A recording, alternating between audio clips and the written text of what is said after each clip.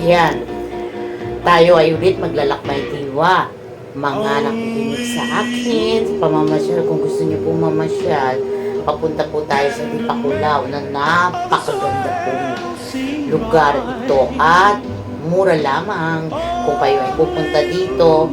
Napakaganda po ng place. Only from Cavite, kasi taga Cavite ako, ang kanyang drive from here sa Dasmariñas, Cavite to Dipakulaw.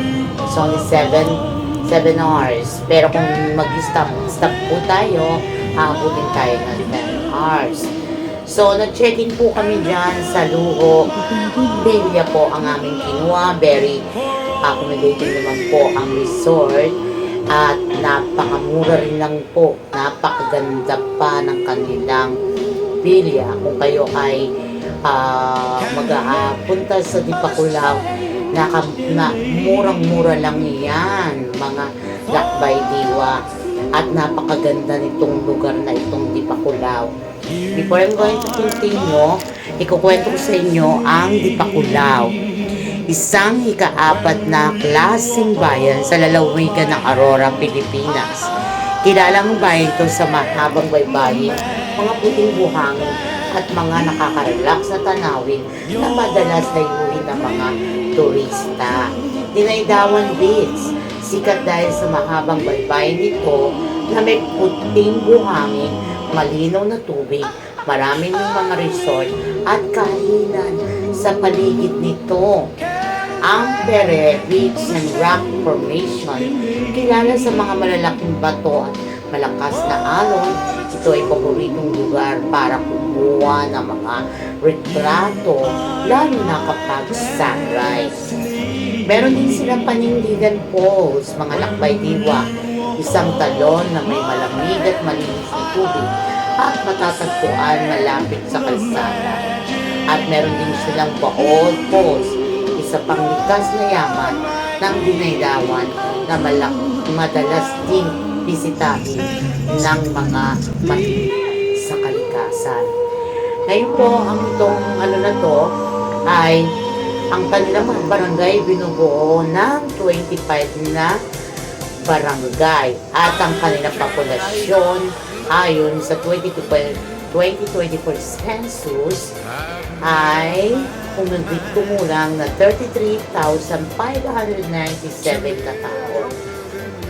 At ang lokasyon po ay matatagpuan ito sa hilagang bahagi ng Baler, ang kabisera ng Aurora.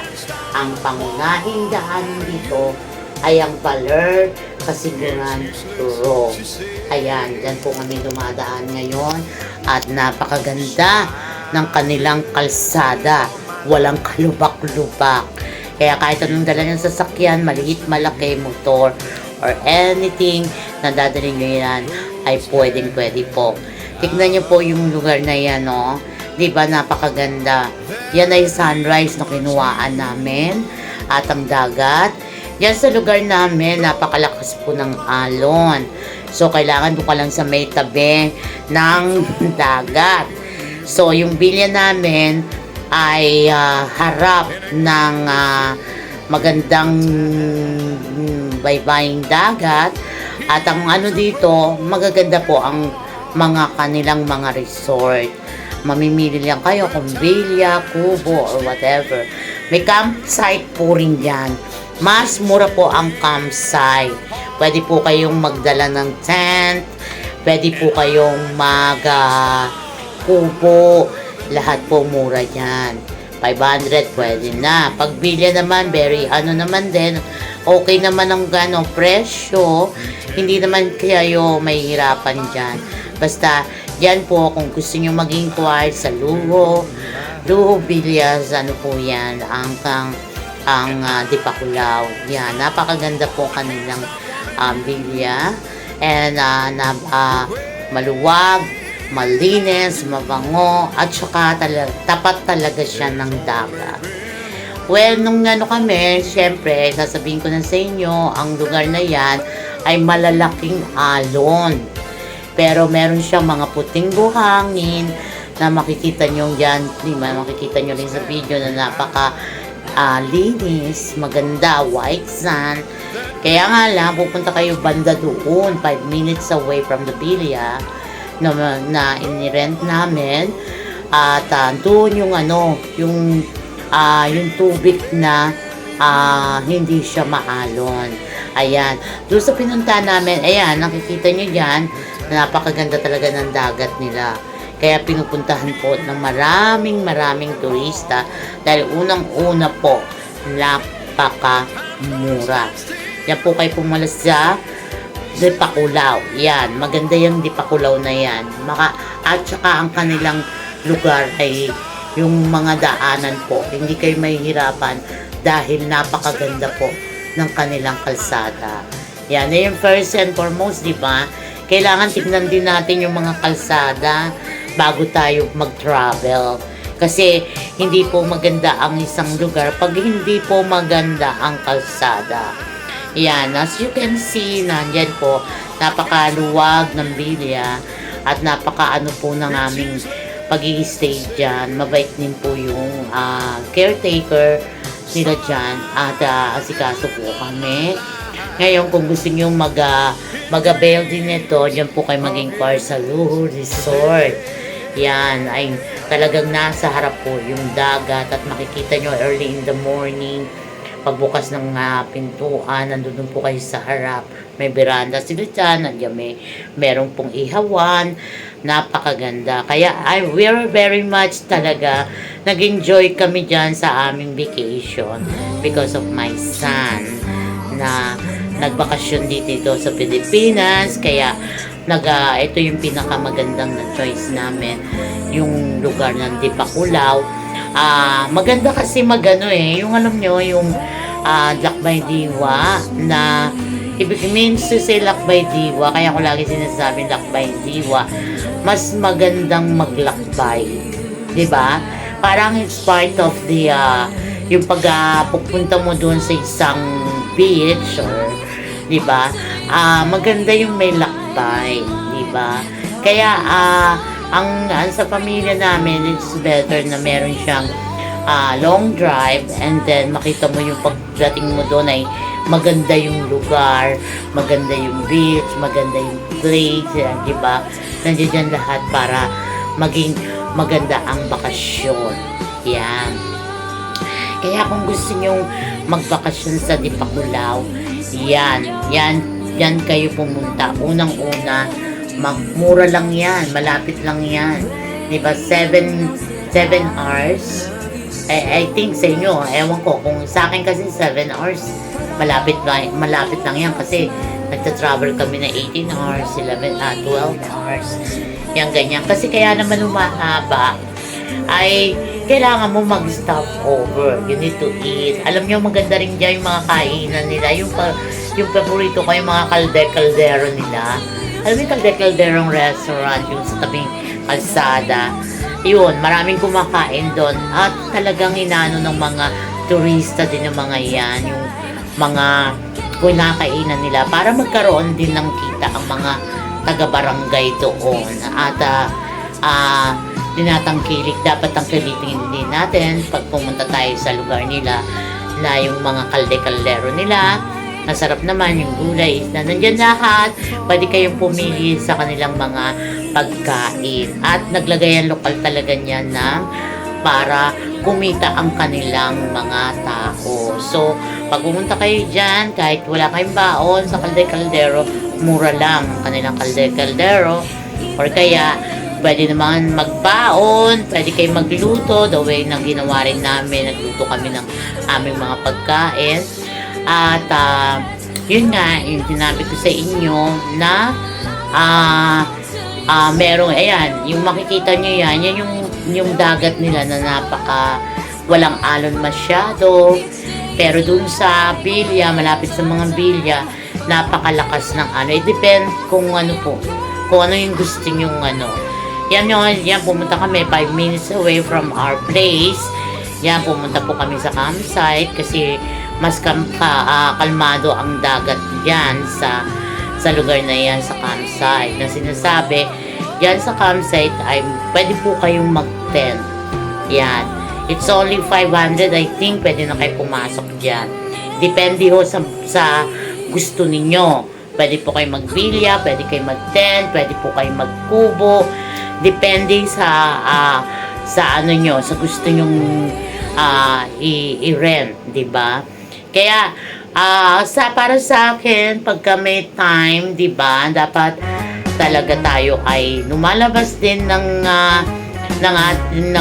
lumalabas para ma-refresh naman yung ating katawan. Fresh air, fresh everything. Yung sinabi ko sa inyo, di ba, napunta kami sa Baler, near in Baler din to, kaya dire-diretso po ang aming dito, stop. Tapos, tsaka ko kayo ay yung mga kung saan kami pumunta. Kaya, gusto ko lang to i-promote dahil kasi yung iba naghahanap the way ng ginagawa namin, naghahanap kami kung saan kami pupunta, anong maganda, at kaya ng budget. Eto, maganda po to. Recommended ang Dipakulaw po. Napakaganda. White Sand. Near in Manila lang to. At ang the most important, hindi kayo mahihirapan na pumunta dahil napakaganda po ng kanilang kalsada papuntang Dipakulaw. Pwede rin po kayo pumunta sa falls nila. Hindi na kami nakapunta doon dahil kasi pumunta po kami, aakit po kami ng Aurora. Aurora po, yung papaakit po sa taas. So, ko rin to sa next video ko para makita nyo. At pumunta kami ng Baler Surfing, diba? Yan, makikita nyo yan later. Kasi ang video ko ngayon, yung video namin sa Villa, sa beach, at ang place na aming rent ay napakaganda. Ayan po yung harap namin. Ganyan po kalakas ang alon. Depende sa inyo kung type nyo yung ganyang kalalakas na alon. Meron po yung pinakita na in the previous one na merong kalmado naman po. Pero 5 minutes away from our place. Ayan. Mamimili kayo pero ang lugar talaga ay napakaganda. Napakaganda, di ba? According to the, sinabi ko sa inyo yung history nila.